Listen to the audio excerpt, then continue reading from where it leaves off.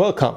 It's Facts You Don't Know. If it's your first time here and you want to find out new facts that will definitely make you smarter and more, and first make sure to subscribe and activate the notification bell so you don't miss anything.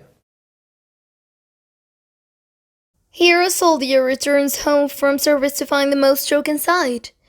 New photos showing the desperation migrants face at the US border are spreading on social media. One shows a woman, her child, and a Mexican National Guard officer with whom she's pleading to allow her to cross into the United States. In that image, taken by Reuters photographer Jose Luis Gonzalez, the mother, identified by the photographer as Letty Perez, is squatting on dirt road. She covers her face with her hand, hiding her tears. Her other arm is wrapped around her 6-year-old son, Anthony, who is looking up at the officer. Other photos in the series also show her pleading with the officer. The images are the latest in an increasing number of wrenching photos coming from the southern border, depicting both the difficulty of crossing into the United States and the migrants' desperation. In June, the picture of two dead Salvadoran migrants, a father and daughter, washed up in the waters of the Rio Grande, broke into the news. That was followed by the photo of a member of the Mexican National Guard, which was just formed in June, yanking a woman away from the Rio Grande. Last year, a photo of a crying 2-year-old looking up at her mother as the woman was searched by border guards sparked similar controversy. Gonzalez, the photographer of the latest series, spoke to CNN about the photos, how he captured them and the people at the center of the crisis. On Monday morning, I was asked for images of the border and the National Guard. I was walking along the border until dusk because I was hoping to catch the moment when some migrant crosses or was stopped by officers. In the latest few days, I have noticed that crossing attempts increase at dusk because migrants take advantage of the fact that they are less visible to agents. However, I did not expect the scene I found. Her name is Letty Perez and her son's Anthony Diaz. He is 6 years old. Both are migrants from Guatemala. She left her country in hoping to give her son a better future. She said she was a single mother. Anthony's father abandoned her when he was 9 months old and never helped them. She had spent everything she had to get to the border. She cried and implored National Guard officers to let her cross. She asked them not to send her back to her country.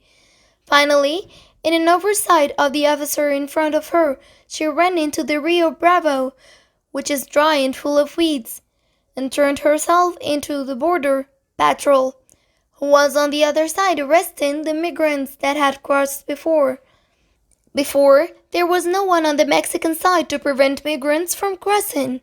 Now, there are officers almost every 100 meters. At first, I saw them trying to hold the migrants physically to prevent them from crossing and handing them over to the Migration Institute. Now they just stand in front as if creating a barrier. The vast majority of the women who cross the border are accompanied by their children, sometimes even the men. Although they do not always break into tears, they do ask GN to let them continue their journey.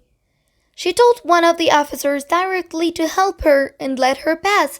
He just replied, "I can't." Then he told her not to worry. When the immigration agents would arrive, they would help her. She asked him if they would take her back to her country, and he told her again to wait for immigration.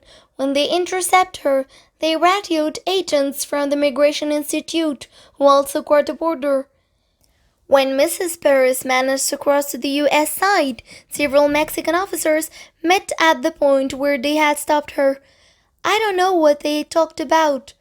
In the last few weeks, the migrants who crossed the border are returned almost immediately. A day or two later, she, like many migrants, hoped to cross over and get a better life for her son. I don't know what she thinks now, knowing that she will be returned to Mexico to wait for a court date. The deal came after Mexico pledged to send 6,000 National Guard troops to its border with Guatemala to hinder migrant movement. But the new agreement had Mexico stepping up its border patrol throughout the country. All of this comes a year after Mexico elected a new president, leftist Andrés Manuel López Obrador. The new president, who came into power in December, said on the campaign trail that Mexico wouldn't do dirty work for the United States when it came to immigration enforcement.